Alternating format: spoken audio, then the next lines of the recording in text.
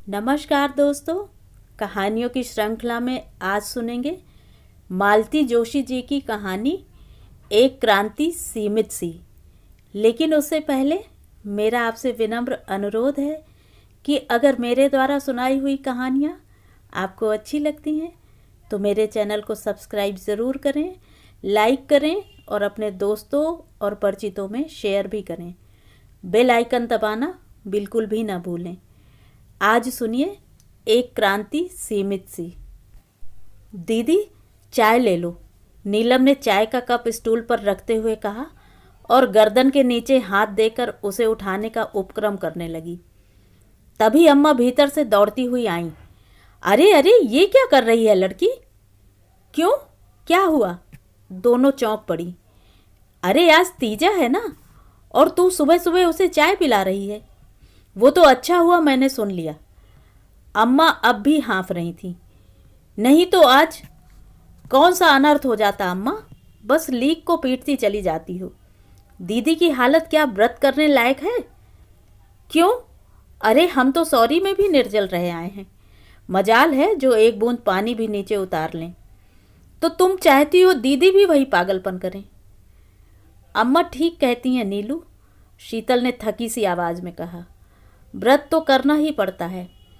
अच्छा हुआ जो समय से याद आ गया। अच्छा, अब पीछे से तकिया तो हटा ले जरा, मैं लेट जाऊं। नीलम ने चुपचाप सहारा देकर उसे वापस लिटा दिया, पर शीतल ने स्पष्ट अनुभव किया कि उस स्पर्श में पहले का सा स्नेह का ताप नहीं था। वह केवल कर्तव्य कर रही थी। नीलम से उसे बहुत डर लगता है, बहुत जल्दी नाराज हो जाती है वह। और इस समय तो वह नीलम को क्या, किसी को भी नाराज नहीं कर सकती। पग पग पर तो दूसरों का मुंह जोहना पड़ता है। उसने एक उसास ली और चुप हो रही। बसंती उसी समय झाड़ू लेकर कमरे में घुसी थी। चलो जीजी बाई, पंखा बंद करो और पैर ऊपर उठाओ तो। तूफान मेल की तरह आती है मरी। कोई बीच में बैठा हो तो उसे भी कूड़े के साथ उठाकर फेंक देगी। क्या करूं अम्मा जी, पूरे 7 घरों का काम निपटाना होता है। जल्दी ना मचाऊं तो क्या करूं? अच्छा चल, 5 मिनट सुस्ताकर चाय पी ले। नीलम ने उसे शीतल का कप पकड़ाते हुए कहा। कि तेरा भी व्रत है? काहे का? तीजा का? अरे मैं नहीं करती। क्यों री, पहले तो खूब करती थी, शीतल ने पूछा। अब किसके लिए भूखी मरूं जीजी बाई? मतलब ये अपने खसम को छोड़े बैठी है, अब ये व्रत क्यों करेगी? खसम शब्द से ही जाहिर था कि अम्मा खूब खूब नाराज हैं बसंती से। तो का करें अम्मा जी, रात दिन की मार कुटाई कहाँ तक सहें? सुबह से शाम तक लोगों के जूठे बर्तन घिसें, 4 पैसे कमाकर इनके पेट में झोंकें, ऊपर से इनकी धौंस सहें। ये अपने से नहीं होता अम्मा जी। अरे कम से कम अपने पीने लायक तो कमावे। अब कमाता है कि नहीं? तो क्या सचमुच ही छोड़ दिया? और क्या, मैं तो जीजी बाई एक दिन तन के खड़ी हो गई। कह दिया कि मारने पे आ जाऊं तो 32 बाहर निकाल कर रख दूं। मेरे भी मेहनत मजूरी वाले हाथ हैं। फिर बीबी से पिटने के बाद बाहर मुंह नहीं दिखा सकोगे। याद रखना, ठीक से रहना हो तो रहो, नहीं तो फूटो। बच्चे मैं ऐसे भी पाल रही हूं, बाद में भी पाल लूंगी। वाह क्या बात है, नीलम ने दाद दी। क्या बात है, अम्मा ने मुंह चिढ़ाया। बहुत बहादुरी का काम किया है ना जो वाहवाही दे रही हो। दोनों बहनों ने एक दूसरे की तरफ देखा और नजरें झुका लीं। बसंती ने जो कर दिखाया, अम्मा क्या कभी उसकी कल्पना भी कर सकती हैं? बेचारी जिंदगी भर कितनी जिल्लत, कितना अपमान सहती रही हैं। न कभी ढंग का ओढ़ा न पहना, बस खटती रहीं और बच्चे जनती रहीं। लड़कियां पैदा करने के लिए सास के पति के ताने सहती रहीं। उन्हें गर्व भी है तो इसी बात का कि सब कुछ उन्होंने चुपचाप सह लिया, किसी के सामने कभी मुंह नहीं खोला। दीदी, हम आपकी ये बास्केट खाली कर दें? काजल ने पूछा। संभाल कर करना भाई, मेरी सारी दवाइयाँ वगैरह हैं उसमें। बास्केट की क्या ज़रूरत पड़ गई? शीतल ने पूछा। फूल पत्ती लेने जाना है ना, कुमकुम बोली। अम्मा कहती हैं तीजा में जितनी तरह के फूल और पत्तियां चढ़ाएंगे उतना ज़्यादा पुण्य मिलेगा।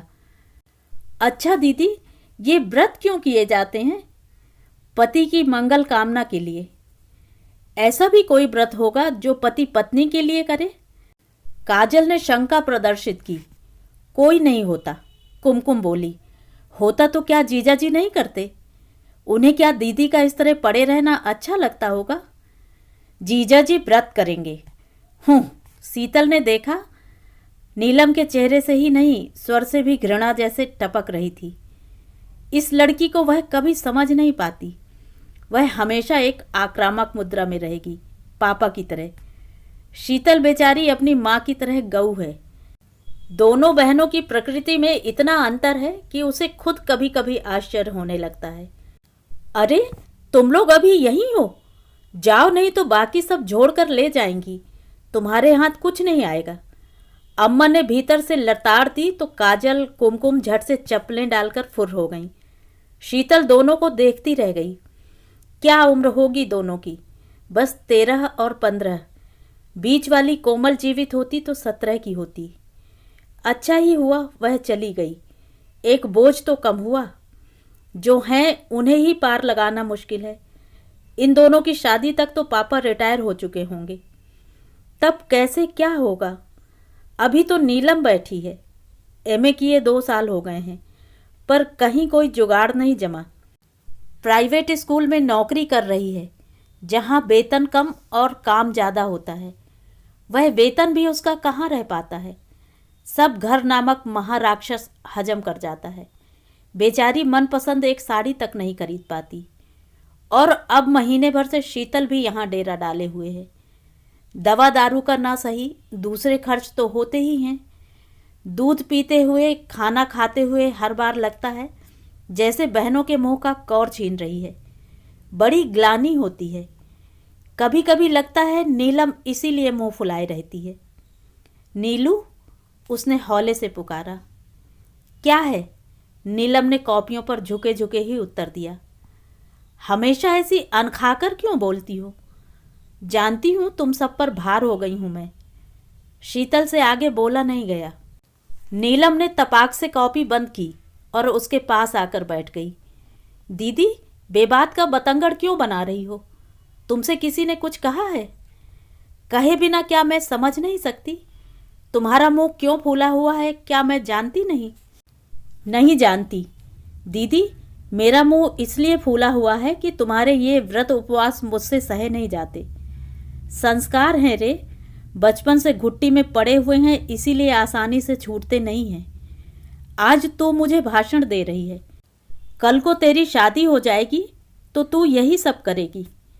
नहीं दीदी, कम से कम ऐसे व्यक्ति के लिए मैं अपना जी नहीं जलाऊंगी। क्या मतलब?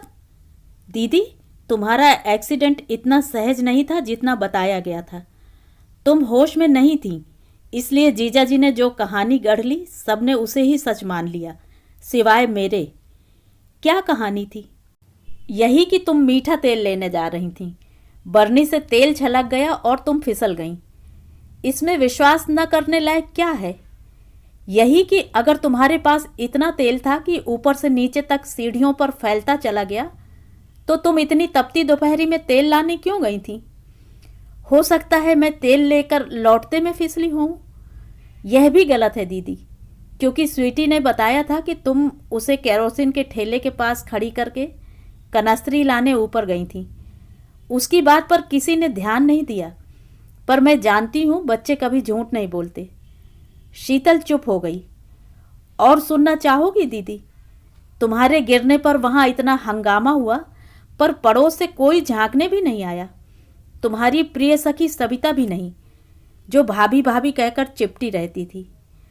पड़ोस में ताला था, मैंने सीढ़ियाँ चढ़ते हुए देखा था। ज़रूर होगा, क्योंकि सविता की चप्पलें तुम्हारे बेडरूम में थीं। मैं जब तुम्हारे कपड़े लेने गई थी तभी देखा था। स्वीटी ही उन्हें लौटाने गई थी। तुम जानती हो, बच्चे चीज़ें पहचानने में भूल नहीं करते। आखिर तुम कहना क्या चाहती हो? कुछ भी नहीं दीदी, कोई मुझे कुछ कहने ही कहाँ देता है। जब भी मुंह खोलना चाहा है डपट दी गई हूँ। पापा का तो खैर सवाल ही नहीं उठता। अम्मा से ही कहना चाहा था, पर उन्होंने भी डांट दिया कि तुम चुप रहो, जो होना था सो हो गया। मुझसे लड़ पड़ी कि तुमसे खुफियागिरी करने को किसने कहा था। अब तुम गुस्सा हो रही हो, मेरा क्या है। मैं चुप हो जाती हूँ। तुम्हारी जिंदगी है, जैसे चाहो जियो। नीलम अपनी कॉपियाँ समेटकर बरामदे में चली गई। शीतल उदास हो गई। नाहक उसे नाराज कर दिया। एक वही तो है जिससे वह थोड़ा हंस बोल लेती है, नहीं तो पड़े पड़े पागल हो जाती है। पर वह भी तो एक ही जिद्दी लड़की है। जिस बात को वह प्रयत्नपूर्वक भूलना चाहती है, उसे ही वह कुरेदना चाहती है।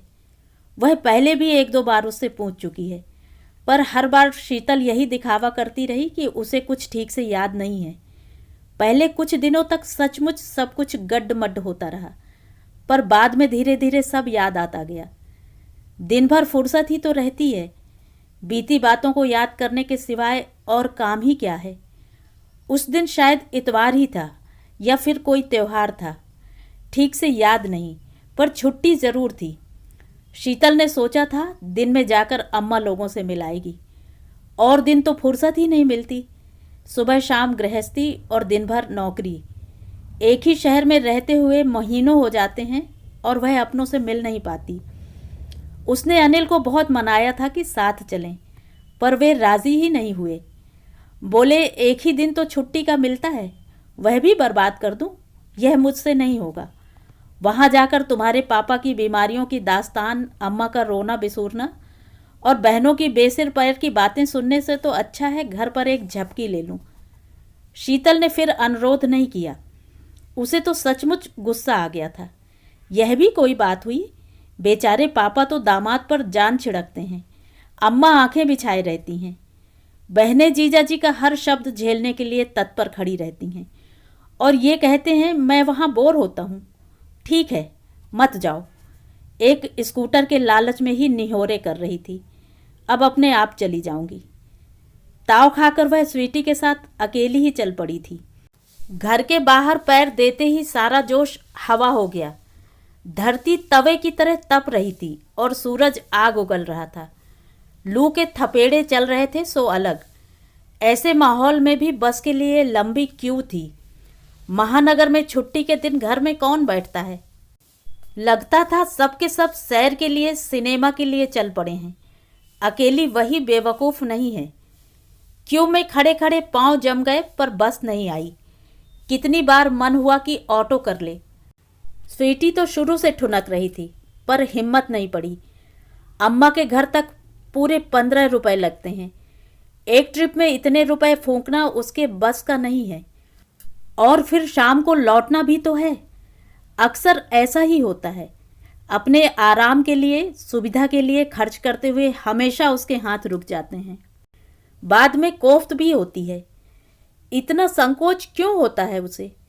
आखिर वह भी तो 1,500 रुपये महीना कमाती है। क्या उसका कोई हक नहीं है। अनिल तो कभी इतना सोच विचार नहीं करते। मज़े से 100-150 दोस्तों की एक बैठक में फूंक देते हैं। रात भर शोर शराबा होता रहता है। सुबह सारा सामान समेटते हुए उसे 2 घंटे लग जाते हैं। इतनी चिढ़ आती है, पर कुछ कह नहीं सकती। रात भर बैठकर सबके लिए पकौड़े और अंडे तलती रहती है। बस आने को ही थी कि शीतल को मिट्टी के तेल की गाड़ी दिखाई दे गई। आजकल इसके भी तो दर्शन दुर्लभ हो गए हैं। ठेले का रुकना था कि भीड़ छत्ते की तरह उस पर टूट पड़ी। शीतल को भी याद आया कि गैस आखिरी सांसें गिन रही है। 1 महीना और 20 दिन, बस इससे ज़्यादा तो वह कभी चलती ही नहीं। फिर नंबर आने में 4-5 दिन तो लग ही जाते हैं। अनिल से कितनी बार कहा है कि एक एक्स्ट्रा सिलेंडर ले लेते हैं, पर वे ध्यान ही नहीं देते। उन्हें क्या फ़र्क पड़ता है। दोनों वक्त पकी पकाई मिल जाती है। कैसे पकाया है इससे उन्हें कोई सरोकार नहीं होता। 5 लीटर मिट्टी का तेल ही घर में लाकर रखने को कहती हूँ तो उनकी जान पर आती है। तेल की गाड़ी के पास भी क्यू लग गई थी। 5 साल की स्वीटी को वहीं खड़ा करके वह जल्दी जल्दी घर लौटी। आधा घंटा स्टॉप पर खड़े रहने के बाद धूप में फरलांग भर चलकर आई थी। सीढ़ियाँ चढ़ते चढ़ते पसीने से नहा गई। दरवाज़ा बंद था। उसने घंटी दबाई। भीतर से कोई आहट नहीं आई, बस फुसफुसाहट सी सुनाई देती रही। उसने दोबारा बटन दबाया। देर से ही सही पर इस बार दरवाज़ा खुला। उसे देखते ही अनिल का चेहरा सफ़ेद और फिर स्याह पड़ गया। तुम? हाँ, मिट्टी का तेल आया है, सोचा ले लूं, आपको तो फुर्सत ही नहीं। कहते हुए वह भीतर जाने को हुई कि अनिल ने दरवाजे पर ही रोक लिया। यह क्या कर रहे हैं? मिट्टी के तेल का तो बहाना है, असल में तुम जासूसी करने आई हो। कैसी जासूसी? उसकी बात पूरी भी ना हो पाई थी कि भीतर से एक सरसराहट सी उभरी। वॉश बेसिन पर लगे कांच में एक नीला सा आंचल लहरा गया। बरामदे में लगा वह वॉश बेसिन बाहर के दरवाजे से साफ दिखाई देता था। उसका कांच पूरे घर का हवाला देता था। तो इसका मतलब था बेडरूम के दरवाजे पर कोई खड़ा था। भीतर कौन है? उसने पूछा। तुमसे मतलब? वह जबरन भीतर जाने को हुई और वे उसे बाहर ढकेलने लगे। वह कृत संकल्प थी, पर उनके सामने आखिर कब तक टिक पाती। इस धींगा मुश्ती में कब उसका पैर फिसला पता ही नहीं चला। होश में आई तब वह अस्पताल में थी। माँ और बहनें उसे घेरे हुए थीं। स्वीटी अपने नाना के पास दूर सहमी सी खड़ी हुई थी। उसका अपना शरीर पट्टियों से जकड़ा हुआ था और कसक रहा था। पता चला सिर में 4 टांके आए हैं, कूल्हे की हड्डी चटक गई है और दाहिनी कलाई मोच खा गई है। अस्पताल में 1 महीना बिताकर वे लोग उसे घर ले आए थे, पर अब भी वह बिल्कुल स्वस्थ नहीं थी। चलना अब भी एक सपना था। उठकर बैठने के लिए भी सहारे की ज़रूरत होती थी। बहनें बेचारी दिन रात तीमारदारी में लगी रहती थीं। अनिल तीसरे चौथे दिन आते, आधा पौन घंटा बैठकर चले जाते। उतनी देर में अम्मा पता नहीं क्या क्या बना देती। उन्हें बहुत तरस आता कि बेचारा लड़का वहाँ अकेला पड़ा है, होटल में खा रहा है। पता नहीं कितनी बार तो उन्होंने कहा होगा कि यहीं आ जाओ। बेचारी अम्मा, उन्हें क्या मालूम कि बेचारा लड़का वहाँ बड़े मज़े में है। वह राज तो सिर्फ नीलम जानती है, इसीलिए तो अपने जीजा जी को लिफ्ट नहीं मारती। अनिल शीतल को देखने के बहाने आते हैं, पर सारे समय वह नीलम को मनाते रहते हैं। वह पड़े पड़े यह नाटक देखती है और कुढ़ती है। यह तो आज मालूम हुआ कि नीलम इस खुशामद की, मनुहार की भूखी नहीं है। वह वो सचमुच उनसे नफरत करने लगी है। उसने जो कुछ देखा है उसके बाद और हो भी क्या सकता था। और एकदम जैसे एक फ्लैश सा चमका। कितनी बेवकूफ़ थी वह। स्वीटी चप्पलें पहचान गई और वह साड़ी ना पहचान पाई, जबकि दोनों ने साथ ही जाकर बिमल की सेल से वे साड़ियाँ खरीदी थीं। शीतल की गुलाबी थी और सविता की नीली। उस दिन यह ख्याल क्यों नहीं आया था? सीढ़ियाँ चढ़ते हुए उसने साफ देखा था कि सामने वाले दरवाजे पर ताला है। तब यही सोचा था कि मम्मी पापा के साथ सविता भी पिक्चर गई होगी। वह मेरे ही घर में सेंध लगा रही होगी, इसकी तो कल्पना भी नहीं की थी। हेलो एवरीबॉडी, अनिल की सदाबहार आवाज़ गूंजी और स्वीटी दौड़कर पापा से लिपट गई। काजल कुमकुम दौड़कर जीजाजी के स्वागत के लिए दरवाजे पर पहुंची। अम्मा भी पल्लू से हाथ पोंछती हुई रसोई से बाहर निकल आईं। सिर्फ नीलम, जो बरामदे में बैठी थी, उठकर भीतर चली गई। लीजिए अम्मा जी, अपना झोला उतारकर जमीन पर रखते हुए अनिल ने कहा। अरे बेटा, इतना सारा क्या उठा लाए? कुछ नहीं अम्मा जी, थोड़े से फल फूल हैं। आज तीजा है ना। आपकी इस पागल बिटिया का भरोसा नहीं है, निर्जल ही रह जाएगी, इसीलिए भागा भागा आया हूँ। अभी दफ्तर भी जाना है। आपकी छुट्टी नहीं है जीजा जी? अरे कहाँ भाई, ये मध्य प्रदेश की सरकार बहुत बेरहम है। तीजा की छुट्टी सिर्फ महिलाओं को देती है। ये नहीं जानती कि पुरुषों को इस दिन डबल ड्यूटी करनी होती है, घर की और दफ्तर की। आपने बेकार तकलीफ की जीजा जी, दीदी तो ये सब लेंगी नहीं, काजल ने कहा। लेंगी कैसे नहीं? देखो भाई, हमारी बात टालोगी तो तुम्हें कोई पुण्य नहीं लगेगा, बताए देते हैं। शीतल कुछ नहीं बोली, सिर्फ उन्हें देखती रही। लगा कि इन 2 महीनों में उनका रंग निखर आया है। चेहरे पर एक परितृप्ति झलक रही है। कहीं से नहीं लगता कि यह व्यक्ति पत्नी के विरह का मारा हुआ है। दीदी, जीजा जी की बात मान लो। पता है जिया जी, आज सुबह से इन्होंने चाय भी नहीं पी, कुमकुम ने सूचना दी। यह तो अच्छी जबरदस्ती है। आप लोग व्रत पर व्रत किए जाएंगी और जन्म जन्मांतर तक हम पर लदी रहेंगी। अरे हमसे भी तो कुछ पूछो भाई, हमें भी तो चॉइस का मौका दो। लड़कियां खिलखिलाकर हंस पड़ी। जीजा जी की हर बात पर हंसना जैसे उनका धर्म है, पर शीतल को हंसी नहीं आई। अनिल हर तीज पर, हर व्रत उपवास पर ऐसी ही बातें कहते थे, पर शीतल को कभी बुरा नहीं लगा। पर आज तो ये बातें जैसे कलेजे को चीरती चली गईं। वॉश बेसिन के दर्पण पर लहराता नीला आंचल उसकी सहनशीलता को तार तार कर गया। अम्मा ने नीलम को आवाज देकर चाय बनाने के लिए कहा तो उसने भी फरमाइश कर दी।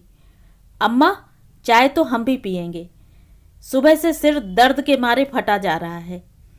यह हुई ना बात। अनिल ने विजय गर्व से दीप्त होकर सालियों की ओर देखा। अरे भाई, हम कहें और तुम्हारी दीदी ना माने, यह तो हो ही नहीं सकता। नीलम चाय लेकर आई, तब तक काजल ने दीदी को सहारा देकर बिठा दिया था। नीलम के हाथ से कप लेते हुए उसने कहा, बिस्किट भी लाई है क्या? एक दो इधर भी देना। बिस्किट? सब जैसे आसमान से गिरे। शीतल, तू पागल हुई है क्या? अम्मा गरजी।